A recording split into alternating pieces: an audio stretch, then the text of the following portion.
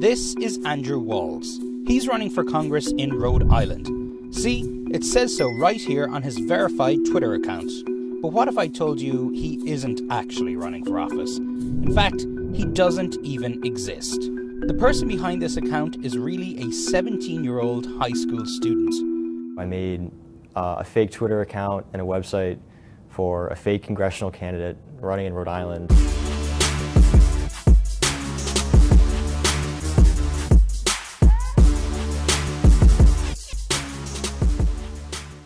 Well, the Twitter controversy is still out there.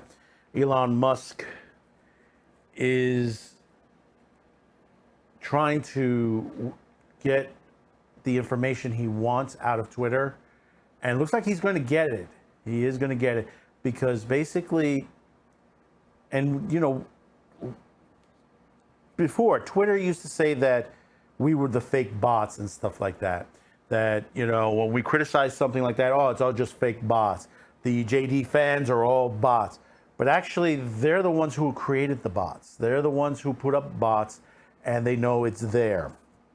And it's now, if this deal is going to go forward, Elon wants to see the information. But the other half of this situation, and this is coming out of Texas, because there are rules and regulation out of Texas, and you got to love Texas for this. Texas AG Ken Paxton to investigate whether Twitter is understating the number of fake accounts on the platform. I'm going to read a little bit of this out of the Tribune on there. Twitter has said bots and fake users represent less than 5% of its accounts, but Paxton says the percentage may be higher. The inquiry comes as Tesla CEO Elon Musk, who is in negotiations to buy Twitter, is also raising questions about the number of the fake accounts on the platform. Twitter has claimed that its financial regulatory filings that less than 5% of its daily active users are spam accounts. But Paxton on Monday alleged that the spam accounts could make up as much as 20% of the users or more. Bot accounts can not only reduce the quality of users' experience on the platform, but it can also inflate the value of the company and the costs of doing business with it, thus directly harming Texas consumers and businesses, Paxton said. False reporting of fake users could be considered false, misleading, or deceptive under the Texas Deceptive Trade Practices Act, he said. Paxton sent Twitter a civil investigation demand requiring the social media company to turn over the documents related on how it calculates and manages its user data. Twitter could not be immediately reached for comment on the investigation. Now, there's a little bit more to this, but you know, you get the gist of it. Please excuse the sound in the background. The air conditioning is blowing. It is a very warm day when we did this. I see this constantly on Twitter. There are bots out there, and I do get them signing up to our Madman with the Show Twitter page, because they come, they go, and you could see that they are bots because generally they don't have anybody signed up to it. I mean, they're fairly new. A lot of them are just like within days, they just signed up. But this is the perspective that you see constantly. This happens on YouTube, this happens on Facebook, this happens on Instagram. Now, I see it on Parler and I see it on Gab and all that, and I see that they correct it very quickly, especially on Parler. Parler has a habit of finding bot accounts and erasing them immediately. Whatever they're doing over there, that's what places like Twitter and Facebook, Instagram, that all should be doing. Now, if these bots are because the company is creating them themselves, then we have another issue there. Then we have an employee issue. And I said it once and I say it again. If you don't like the content that comes across your table on there, and you can't be objective on there, then you should not be in this business. You should not be in this business at all. You have an opinion, I have an opinion.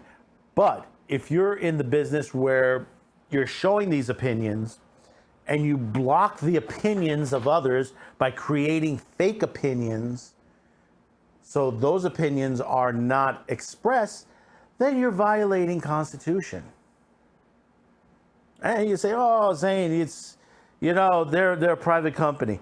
Yeah, you're right. They are a private company, but they still have to fall within laws. There are laws, especially for the investors. If you're lying on your paperwork that you have, say, 2 million, you have 2 million users, and actually it's only 1 million users, that's going to upset the investors, because that means the company is not worth to the money that they put into it. It's not 2 million users worth. It's only half of that.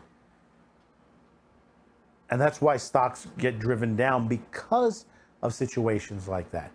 When you look at it and say, oh, the stock drove down on there, oh, it's because of the far right. Is it? No.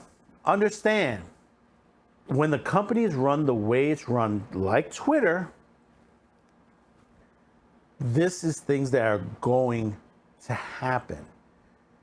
These are the things that they're trying to hide from investors. That violates SEC rules.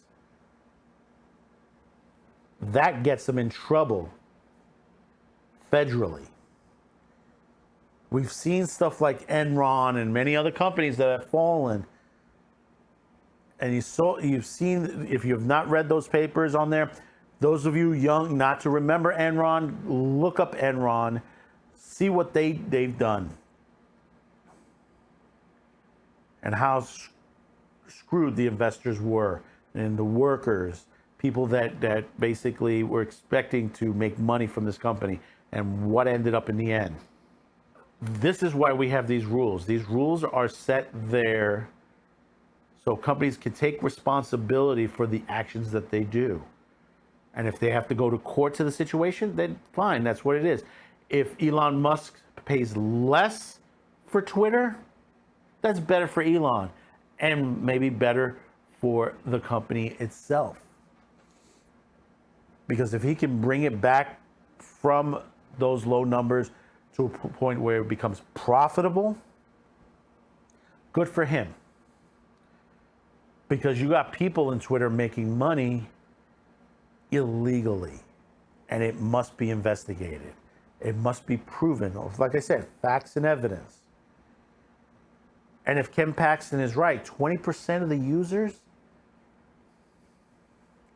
that's a lot of people. That's a lot of sites. So we'll continue to monitor this. Please help support this channel. Subscribe, like, share. Also, do check out our ShopQ to Cast. We're running a summer sale on shopq2cast.com. 15% off when you use Summer15. So until next time, thank you for tuning in, and bye-bye.